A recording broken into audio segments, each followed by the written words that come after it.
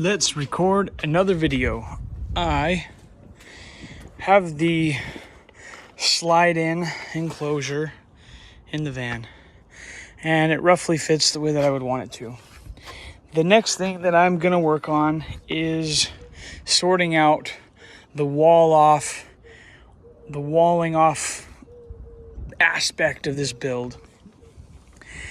For context, rather than overkill and not know what is needed, like rather than filling every hole and every gap with expanding foam or just shoving foam or some densifier in all the nooks and crannies, instead of building an elaborate infrastructure, I'm being minimalistic. Now, if I build it subpar, then we'll know. We'll hear it. We'll feel it. We'll see it. Stuff will break. Stuff will move. Stuff will flex. Or it'll rattle. But I'm building it in such a way that nothing is permanent and anything could be fortified or reinforced. Because of the way that this enclosure is small relative to the vehicle, I do technically have the ability to double wall the external all the way around to rigidify it if it's not enough. I think it will be. Let's take a look at what I've got going on here. I'm going to lean this seat forward so we can kind of peer in. So I just took a piece of plywood for the vertical here, and I notched out for the center console area. I believe this vehicle is front-wheel drive. Why exactly that's there, I'm not sure. I haven't looked under the vehicle, but either way, most of these vehicles have it. I'm 100% sure that this thing's front-wheel drive. I've looked under the rear axle. I got a piece cut, notched for this, and notched for the plastics on the B-pillars where they extend down in the rear here. And it fits. And then I took some plywood and I made sort of a little top for it. The reason for this is that there's ridges in the floor, which are roughly 3/4 of an inch tall. Not quite, so I may end up doing something to trim down. But this little L panel, if you will, that I've got in here, isolates the bottom of the vehicle for the wall portion. Exactly how this gets secured, I'm not 100% sure. It wouldn't be that difficult to attach the two together.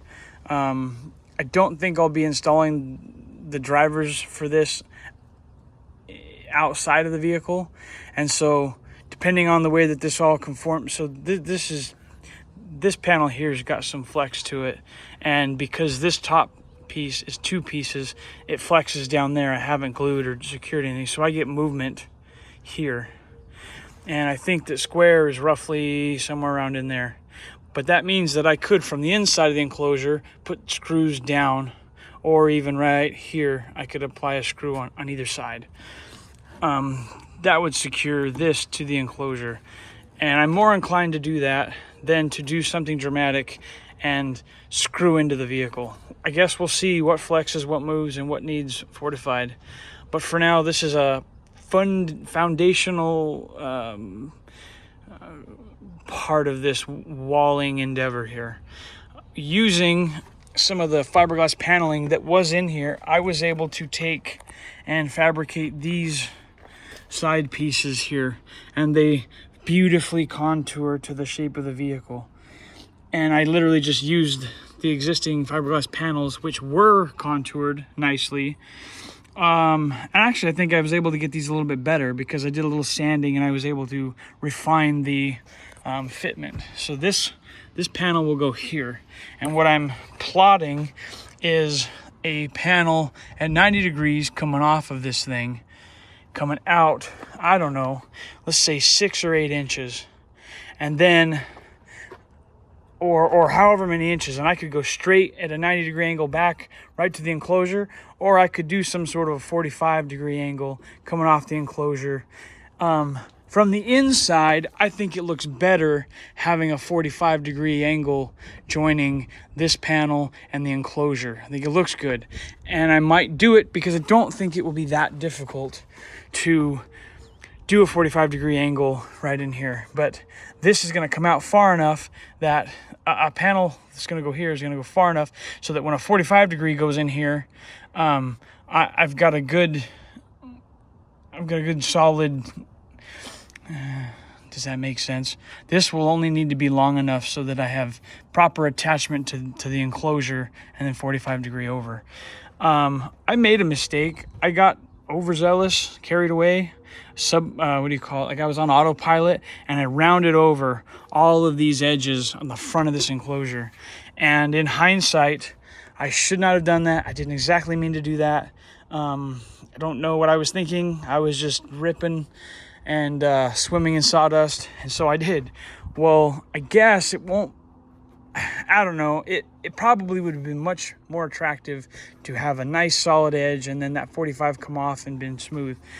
I'll end up having to move back at least as far as right where that round over ends with whatever paneling comes off to attach to the rest of this wall.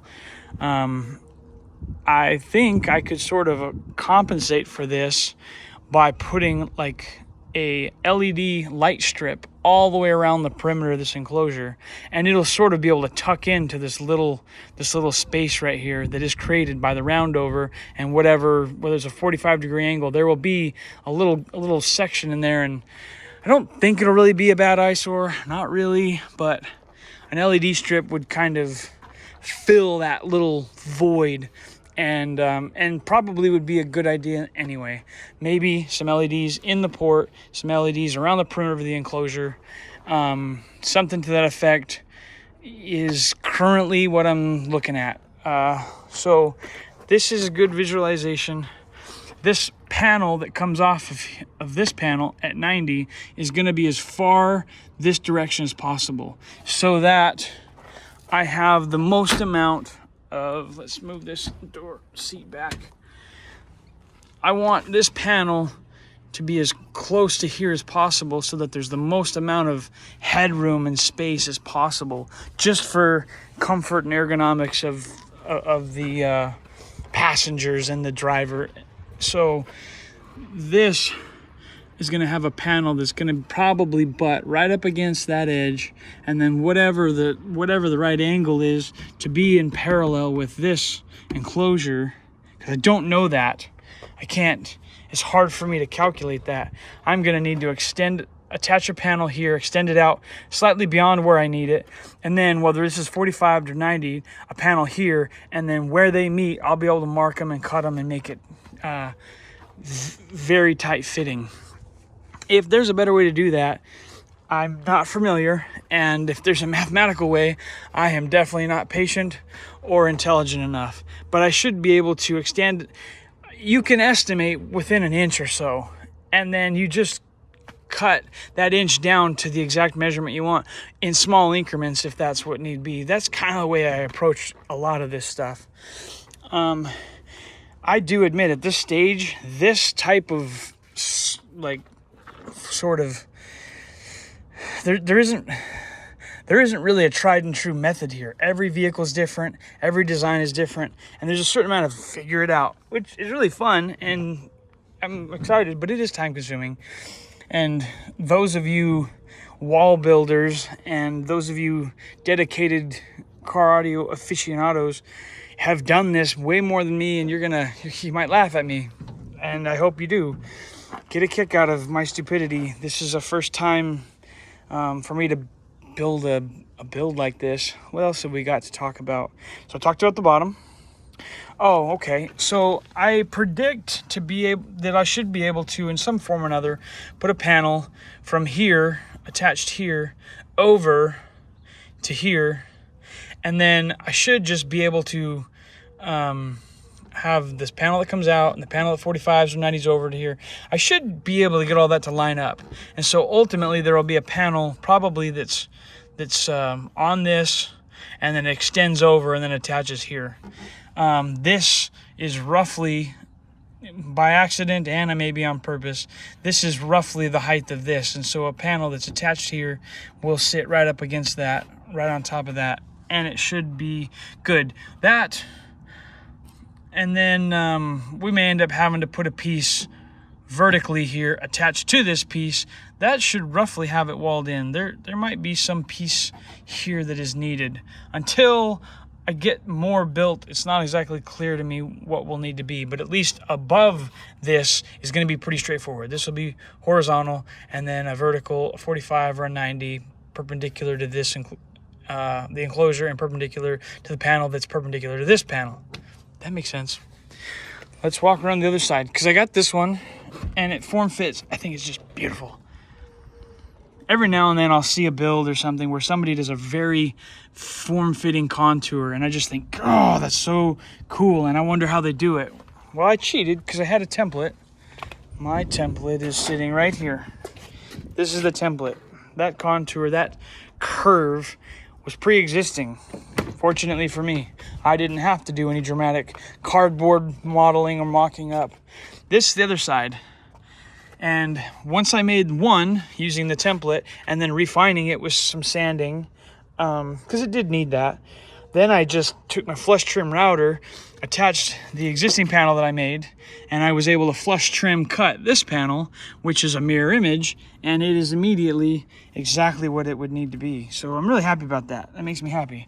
This contour is just to help me with visualization, because like I say, I intend to put a straight piece perpendicular to this one on here, starting probably at that corner, and whatever it takes to be parallel to this wall here, extend out, got a 45 or a 90 that attaches this enclosure. And then I said we're gonna put a panel here and figure out that later.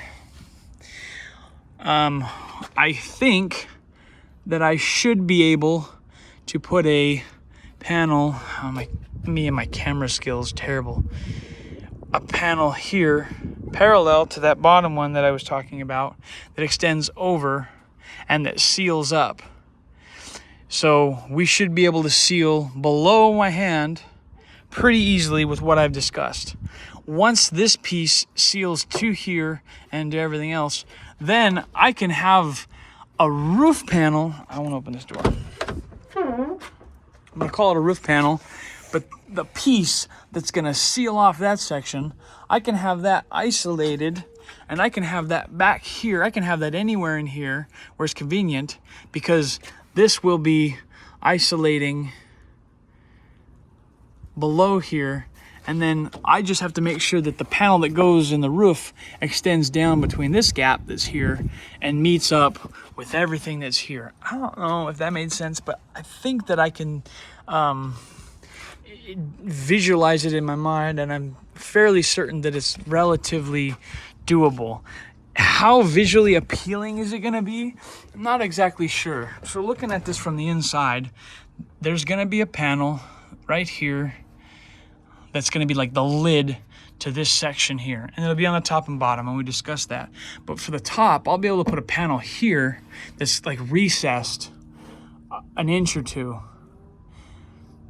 and then it'll extend over and then drop down one panel. This is likely to be two separate pieces.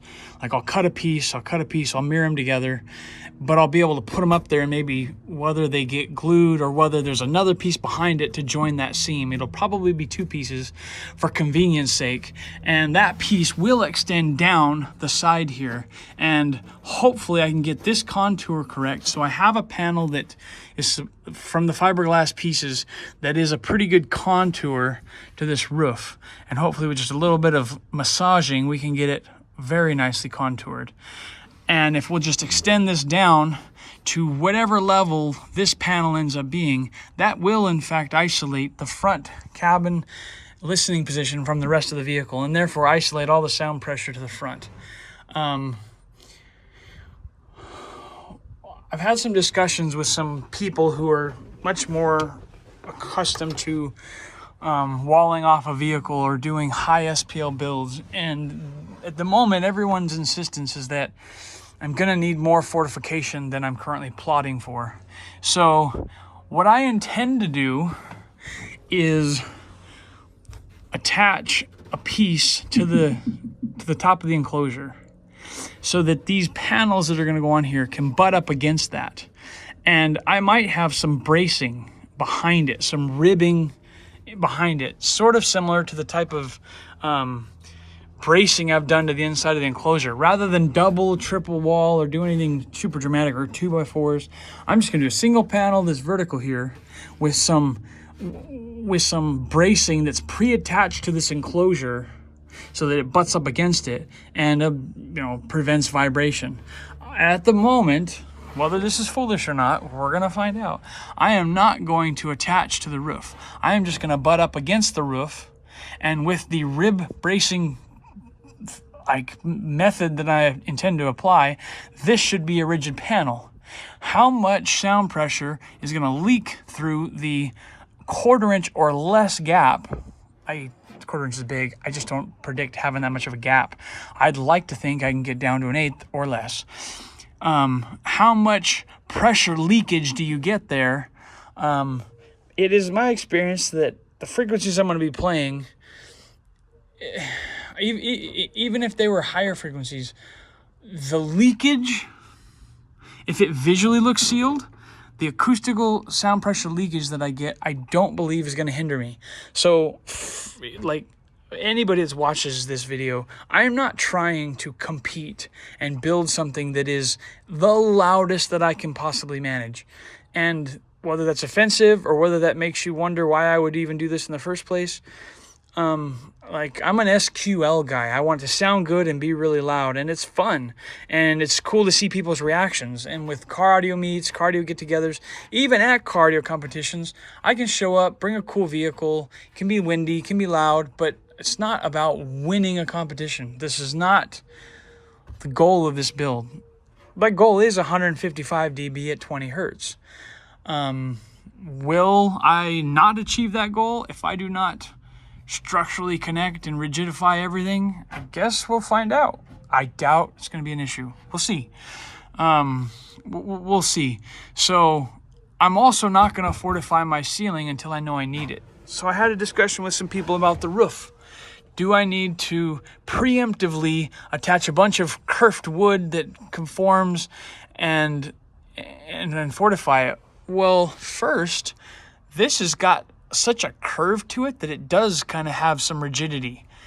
This is obviously a what do you call it? Like a roof panel. This isn't, I'm not pushing around the metal, but it's pretty rigid. Just tapping on it from the roof. I do expect this region here to vibrate like mad. And so I think I've discussed it, but I am going to do a roof brace, and we might weld some kind of a bracket in here and have a bar come down and attach down there. That I'm going to do for sure. But whether or not I put a wood reinforced roof in here is going to depend on how much it vibrates or rattles or makes noise. But I'm not going to do it until this build is done, or I got sound, and I can determine just how much does it rattle or just how much does it shake, or just how far off of my goal am I. If mathematically I've determined I should be 155 dB and I'm not, I got to start looking at just how much panel vibrations we have, how much door flex. That's going to play into this. So my truck has some flex, so probably if I reduce that, I could get another dB or something. But that's not exactly the point. I'm not trying to just be loud. I'm trying to have fun and be on a budget. I don't want to be on a budget, but I'm on a budget. So yeah, I've got about 19 minutes recorded here. Let's see, what else do I want to talk about? I keep getting a lot of I wouldn't say hate, but constructive criticism on Facebook as I post up about this build. And one of the things that I get the most criticism about is single wall the enclosure. But not only that, but the cardinal sin is that I've single walled my driver mount, like the driver baffle here. So yeah, let's talk about that a little bit. I've got an internal brace here that butts right up against this, and I've only got, I don't know, there's what we got, like 4 inches, 5 inches here. That means that brace is here. There's only 2.5 inches. So even though this is only 3/4 of an inch, there is a substantial brace in highly close proximity here. This guy just cannot flex. It can't. I don't care if you're 160 dB. That guy can't flex. It's just not going to flex. Well, below is the same way. I've got paneling. So all the way around this, the furthest distance that I have is, I don't know, what, there's like 5 or 6 inches. I'm sorry, move my camera. There's 5 or 6 inches from here. There's just, this is incredibly rigid. So the potential hazard, which I'm fully aware of, is that I don't have a lot of meat for my screws to bite into with a single walled 3/4 inch. So I didn't come up with this trick, but the Bill Fitzmaurice website forum, their I guess Bill's his methodology is to glue little plywood squares to your 3/4 inch plywood, but they take squares.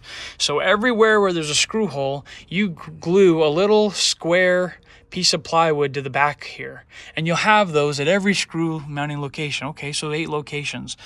What that does is that decreases your weight rather than putting a ring around the inside or double baffling, and you glue them on.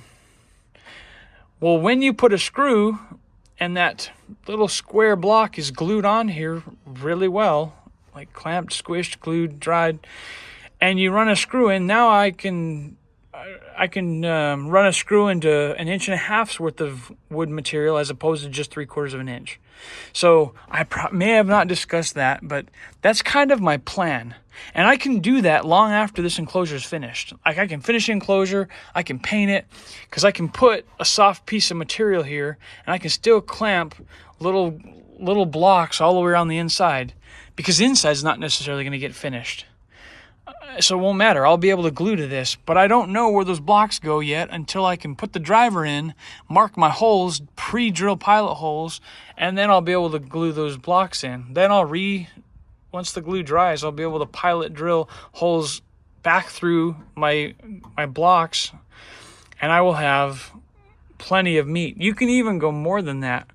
Well, that solves the problem of reduction of weight, simplicity of build, proper material for screws to attach to, and it's not particularly that hard. Like, I've got a handful of little C-clamps, and it's just, 1 C-clamp per block all the way around. Once I have drivers where I can, I would have done it already. I just don't have the drivers. I don't exactly know where my screws are going to go. And rather than try and do some math and measuring, I just wait. So that's that. So for anybody who's like, it's like, yeah, I'm not 100% convinced that this isn't enough meat, but just because it's nice to have a little design factor in there, that's the way I'm going to solve the problem of having a single walled 3/4 inch panel. But if you look at this, because I've got bracing here, this panel is this is as strong as double or triple wall all day long as far as structurally integral, just because of how close proximity all the internal panels are to this. So long as all my glue joints are properly glued, then I have incredible strength as a direct result of that.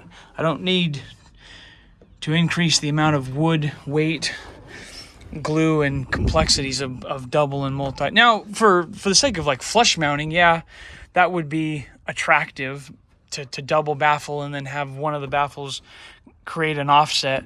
The reason I didn't really push that or think that much is those Dayton Audio drivers, if I do in fact get to run them, they've got such a tall like rubber surround for the suspension that even if you flush mount them, that rubber surround sticks out so much that it still has like a tackiness to it.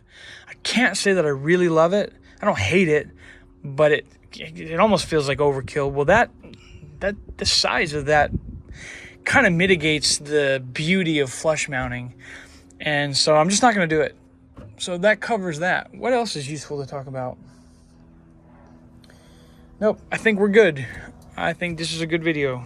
I appreciate anybody who pays attention, anybody who's watching. It does. It's nice. I appreciate it. And if there's value added here, cool. I'm happy to add value. I have to admit, I have no idea what I'm doing about certain aspects of this. Figuring out the best way to wall this off. not 100% sure. I'm making it up as I go. Designing loudspeakers and some of the good practices with woodworking. I think I'm okay. But I guess we'll see.